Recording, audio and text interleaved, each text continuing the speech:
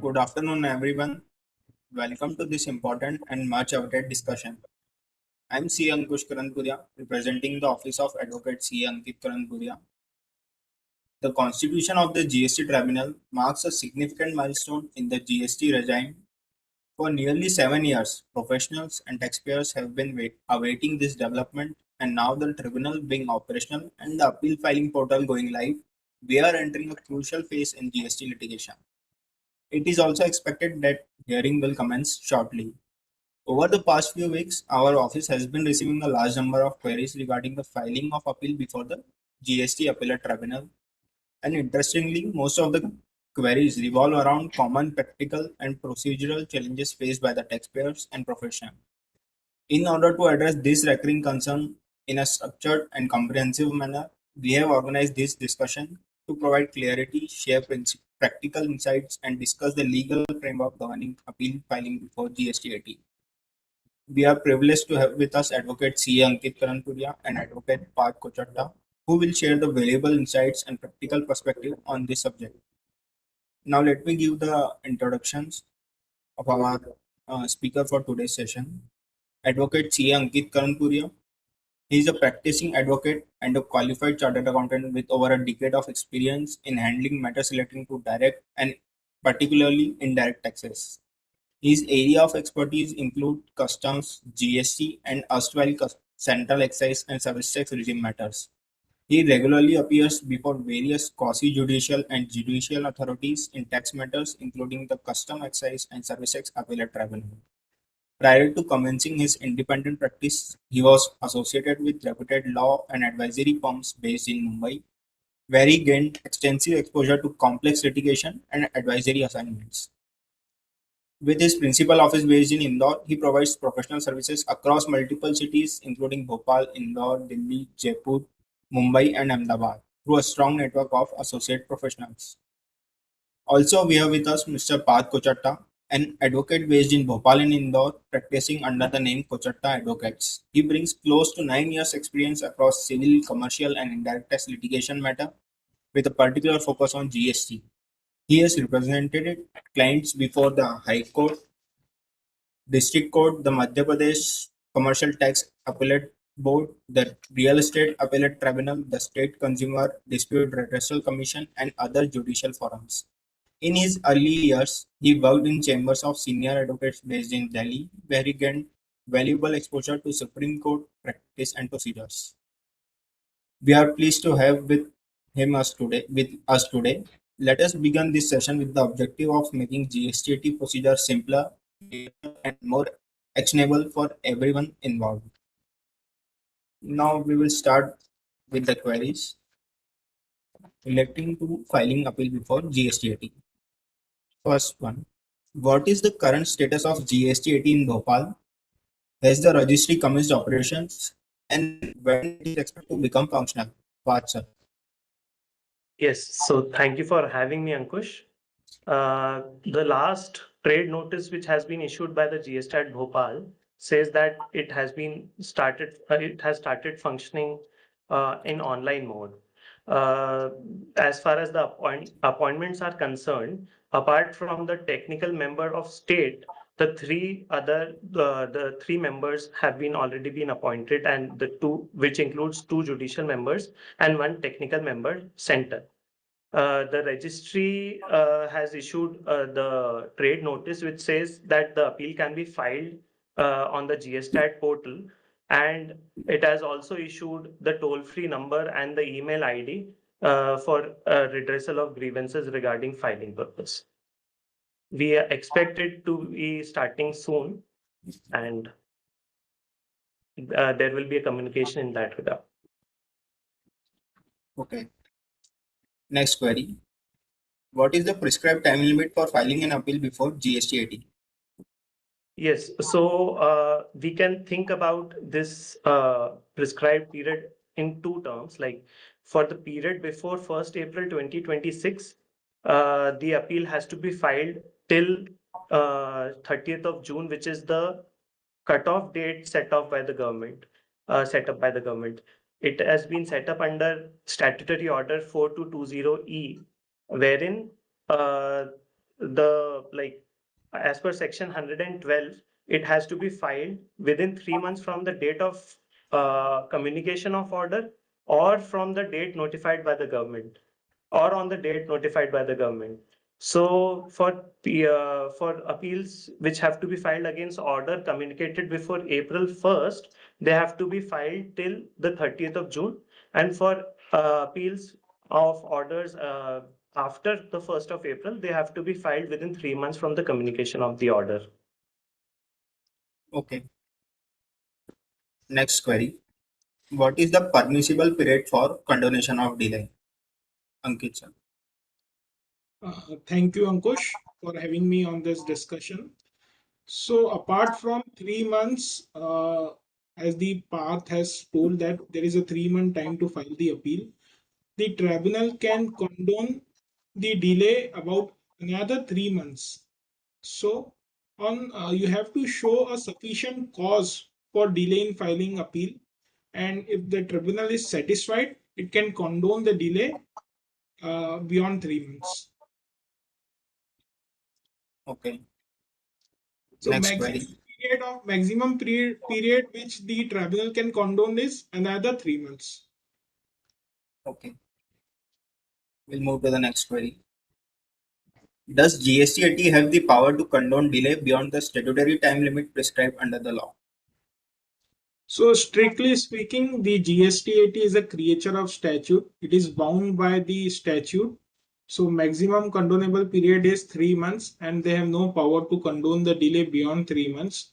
So there are various judgment in GST regime wherein the assessees have approached the high courts regarding the issue that whether limitation act would apply to the GST act also, and whether the authorities can condone the delay beyond the limit prescribed under the statute. So in this there are contradictory judgment, and majority of the high courts have held that the GST is a special act and it is a special code in itself, and therefore the provisions of limitation act will not apply to GST, and there is no power for the GST authorities to condone the delay beyond the statutory prescribed limit. The one of the major judgment which has been followed by the High Court is the Singh Enterprises of the Supreme Court, in the which was in the context of the Central Excise Act. So strictly speaking, there is no power of the tribunal to condone the delay beyond the statutory prescribed limit. So we have to be cautious to file the appeal within the time limit prescribed under the law. Only in exceptional circumstances you can approach the High Court to condone the delay under Article 226 when there has been a violation of principle of natural justice or some other issues involved. Only High Court can condone the delay. Tribunal has no power to condone the delay. Next query. In cases where the first appeal has been rejected on the ground of limitation, can the assessee still file an appeal before GSTAT? Sir. So yes, if the appeal has been rejected solely on the ground of limitation, then also under section 112, an appeal against, as it says, an appeal against any order can be filed. So yes, it can be filed against the rejection order, but the sole consideration by the appellate tribunal would be whether the rejection order by the appellate authority was proper or not, and it will decide the appeal only majorly on that ground, only on that ground. There is a Delhi High Court, and there are several judgments by various high courts that it can only decide on the question whether the rejection order was on the ground of limitation was proper or not. Okay. Moving to the next query. In situations where recovery proceedings are initiated before the expiry of the time limit to file an appeal, what remedies are available to the assessees? Parth, sir. So far as the recovery proceedings are concerned, uh, normally in other cases where the GSTAT would have been functional, the payment of pre-deposit would have been a sufficient condition under section 112, subsection 8, for the recovery proceedings to be stayed. Since in peculiar circumstances where GSTAT is not operational yet, there is a circular number 224/18/24, wherein it has been stated that you have to, the assessees against whom the order, adjudication order has been passed and recovery is being sought to be initiated. So in order to stop that, the assessees can prefer, they have to file an undertaking before the proper jurisdictional officer and also make the payment of pre-deposit by which the recovery proceedings cannot be initiated. There are several high courts judgment which have relied on the orders, basically orders which have relied on this circular and placed the mandatory condition of pre-deposit while granting stay to the recovery proceedings as per the circular. Okay. Now moving to the next query. What are the pre-deposit requirements for filing an appeal before GSTAT, and what are practical issues in pre-deposit? Ankit ji. So, pre-deposit, which has been prescribed under 112 section of the CGST Act, is suppose there is a demand of tax, interest, and penalty. So, assessee has to deposit additional 10% of the tax which he has already deposited at the first appeal. Now, in case there is only penalty, the additional 10% is also required to be deposited in addition to what has been deposited at the first appeal. So let us take an example. For example, there was a demand of tax of rupees 5 lakhs, a penalty 50,000, and interest 50,000. So you need to deposit another 50,000. 50,000 you would have already deposited at the first appeal. Now you have to deposit another 50,000. The total amount would be 1 lakh rupees. So in this, we are also facing another issue is regarding the penalty, because the pre-deposit regarding the penalty, these provisions have come into effect only from the 1st of October 2025. Earlier, there was no provision. So in case there was a demand of penalty only, you would have filed first appeal without any pre-deposit.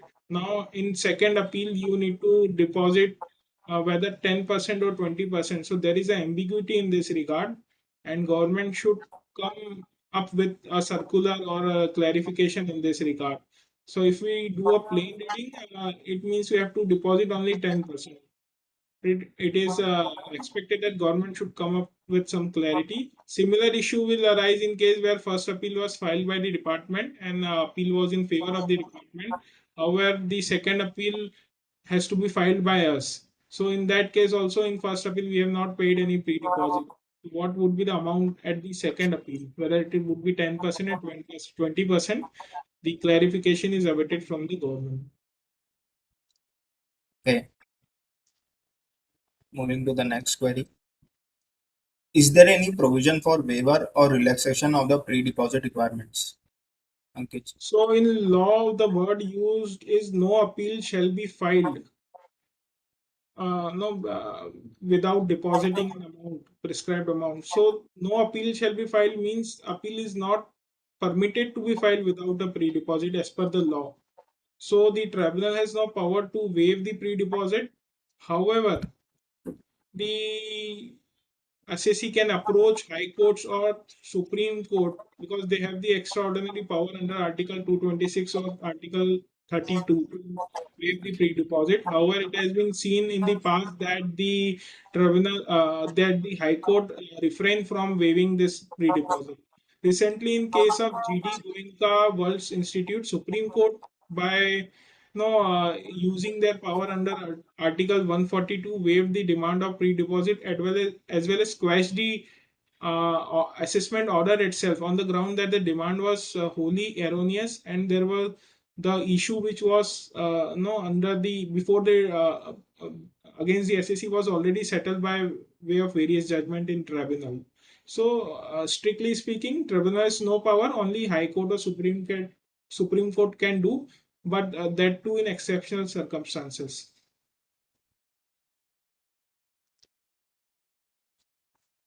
Okay. To the next query. Can the pre-deposit be made through cash as well as input tax credit? Parth, sir. Yes, so this situation has been decided by the various high courts, including the Gujarat High Court, in Yasho Industries case, wherein the assessee who had paid the pre-deposit through the input tax credit or the electronic credit ledger was being denied. The said deposit was being denied by the government, by the department, as if it was not proper.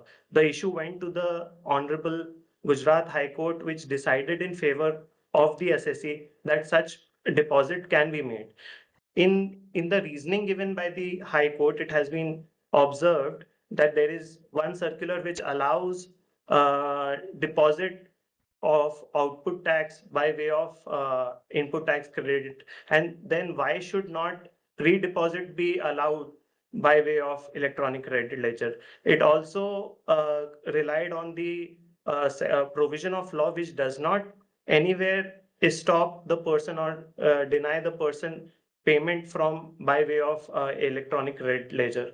So it is permissible to pay, and even the portal allows you to pay by way of ITC. Okay. Next query. What is the prescribed appeal fee? Is it required to be paid separately under CGST, SGST, and IGST, or is it a consolidated fee? Ankit. So appeal fees prescribed is 1,000 rupees for every 1 lakh rupees of demand. Minimum appeal fees is 5,000 and maximum appeal fees is 25,000. So it has been separately prescribed in CGST rules as well as AGST rules. However, since it is a court fee, in my view, it should be combinedly for the CGST as well as AGST or IGST. It should be combined maximum 25,000 or 5,000 or 1,000. The portal, if we see the GSTAT portal, it is not doing the double amount. It is only accepting maximum 25,000. So in my view, it is same for all the acts. Okay. Next query. Does the appeal fee cover tax, interest, and penalty components collectively? Ankit. If we see the rules 110 sub rule 5, it does not include interest. It only talks about tax or input tax credit or penalty. So interest is not included. So we have to include only tax and penalties. Okay. Next query. What documents are required to be submitted along with the appeal? What are the requirements relating to submission of certified copies? Parth. So rule 21 of the GSTAT procedural rules, as well as the filing instructions which were issued by the principal bench on 10th of March 25, deal with what basic mandatory documents are to be accompanied with the appeal. So it includes the show cause notice, the order in original, the order in appeal, the grounds of appeal, and the statement of facts. So these are mandatory documents which have to accompany. So far as the pre-deposit requirement is there, you have to make it, as well as the filing, the authorization certificate that you are authorized to file that appeal also has to accompany the appeal. The certification part that you have asked is covered, like it is covered by the procedural rules. Under Rule 22, you are the every page of the appeal as well as the documents annexed to the appeal have to be verified by the party as well as the authorized representative, and the endorsement on the order in original, on the show cause notice, and on the order in appeal, if the scrutiny officer considers that the endorsement is proper, the same can be treated as proper, and the same has been directed by the principal bench also, that if the scrutiny officer considers that the said endorsement is proper, then he may not raise a flag regarding the validity or the certification of that particular order. along with, Thanks. I would like to add to it that along with these documents which are mandatory, the assessee should always consider, should always file the relied upon documents. And those relied upon documents are to be filed, and mostly the court will allow the documents which have been relied upon by the lower authorities, which have been submitted before the lower authorities, to be filed before the appellate tribunal. Okay. Next query. Kindly elaborate on the provision and practical aspects relating to submission of additional evidence before GSTAT. Ankit sir. So it is one of the very important question, because your case has been built up based upon the documents you have submitted at the first stage of adjudication stage or at the first appellate stage. Now at the tribunal level, you need to, if you want to produce any additional document, you need to show sufficient cause to the tribunal. Without the permission of the tribunal, you cannot produce any additional evidence. The tribunal may allow the production of additional evidences only in the circumstances when the earlier authority has refused to accept the additional evidences, or the opportunity was not given to the assessee to produce those evidences, or there was another no sufficient cause for which the assessee could not produce this evidence. So strictly speaking, tribunal has its own power whether to allow this admission of additional evidences or not. So no, one should be very careful at the adjudication of first appeal stage to produce all the documents. Otherwise, it would be difficult that the tribunal, it is at the tribunal whether they would accept the additional evidence at the second appeal stage or not. And we have seen in the service tax tribunal also, the tribunal does not easily allow the production of additional evidence, though it is a part of, though it is a last fact founding authority. The tribunal may allow in the interest of the justice. Thanks. Uh, Next query. Where the assessee has succeeded in the first appeal, what is the likelihood or guiding factors determining whether the department will prefer an appeal before the GSTAT? Parth sir.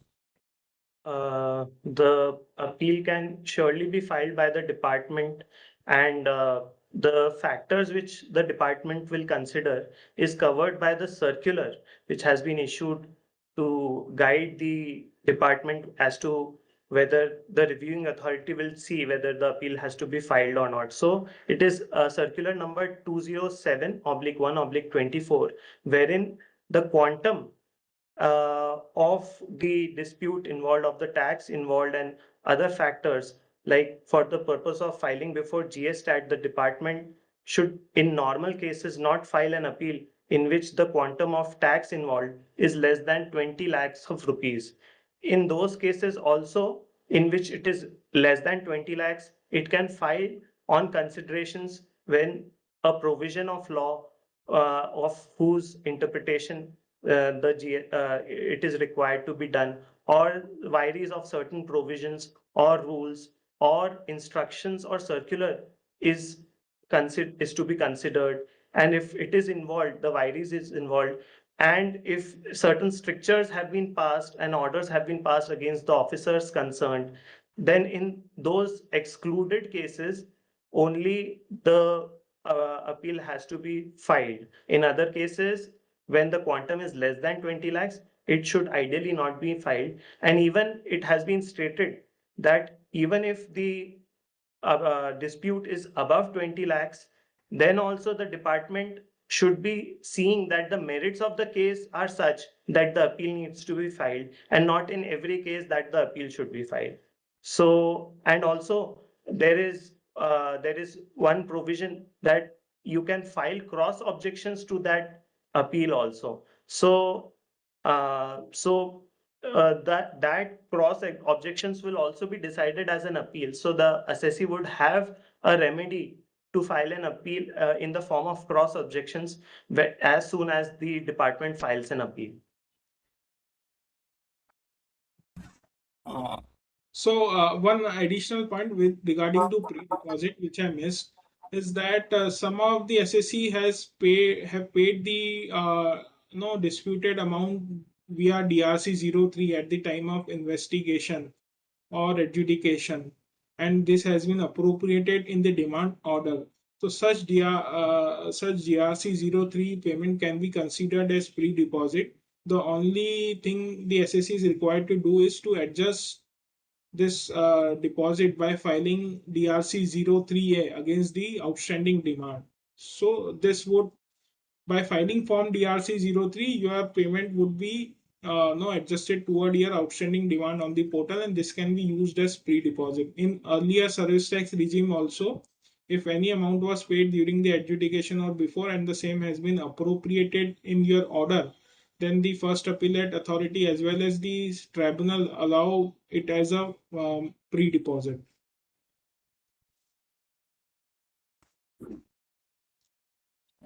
Thanks. Thanks to both of our speakers. We hope we clarified the key aspects of filing appeal before GSTAT. As the tribunal becomes operational, staying informed would be crucial. If there are any further queries, please feel to connect with us. Thank you, and we look forward to engage in future with such sessions on GST and as well as income tax. Thank you.